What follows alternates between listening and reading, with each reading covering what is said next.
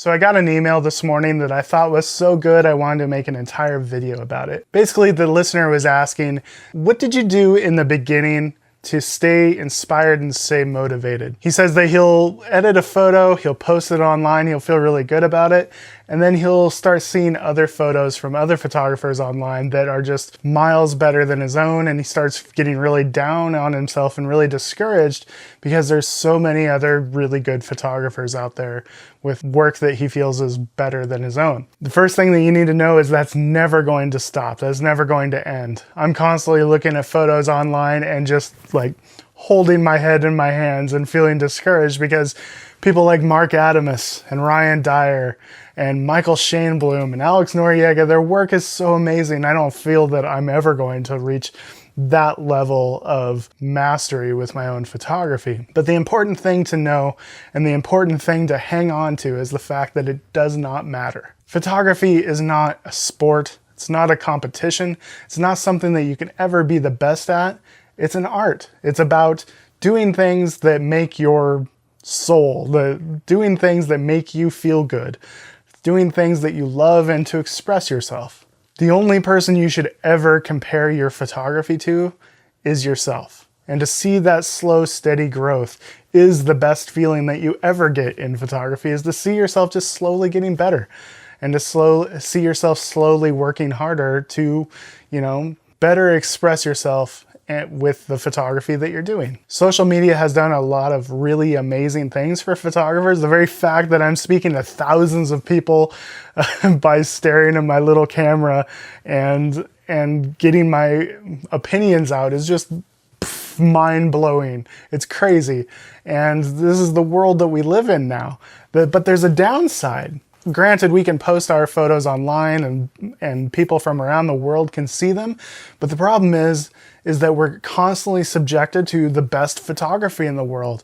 We follow those really amazing photographers and we constantly have that, that measuring stick that we're never measuring up to. We see all these amazing photos in our Instagram feed every morning, and then we look at our own photos and we're like, oh, you just don't feel very good about yourself. But that's the thing to remember, is that just because there are so many amazing photographers out there does not mean that you cannot still enjoy it for yourself, because it's not a competition. It's not a sport. Granted, being really competitive can be a benefit. The really competitive person can really excel at photography for a while, because you're constantly looking at other people's work and you're picking apart and analyzing, okay, what is it that they do so good? Okay, I'm going to try to implement some of what I like about this person into my own photography.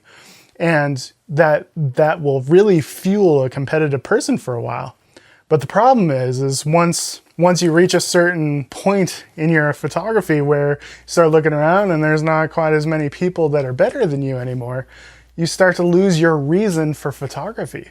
Competitive nature cannot be the only reason you do photography, or else it's not going to be fulfilling in the end. There needs to be a deeper reason for your photography, or for any art, or really for anything that you do. There needs to be a deeper reason why you're doing it, rather than just to prove that you can. Because that person is never going to stay motivated and never going to stay passionate. The real reason you should be doing photography is because you want to, and because you enjoy it, and because you enjoy the process of going out and hiking around, taking a photo, coming back, editing it. You enjoy that process, and it's not about what people think of your photography. It's not about how good you are relative to other photographers. It's just about enjoying the process of it. That is going to be what sustains you for the long term. So if that's the reason you're doing photography, you're set, you're good. It doesn't matter whether there's other people that are better than you, because eventually you're going to have more longevity than the really competitive people out there.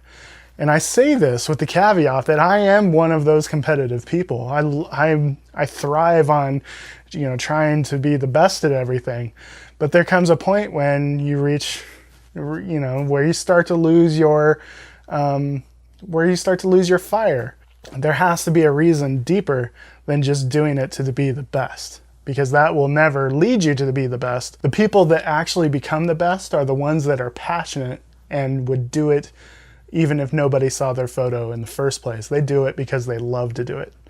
That's what drives them to the top. So many people are doing photography nowadays, and I guarantee that a large chunk of them are not doing it because they are passionate and love photography. They're doing it because their friends do it, and they're doing it because it's kind of the popular thing to do.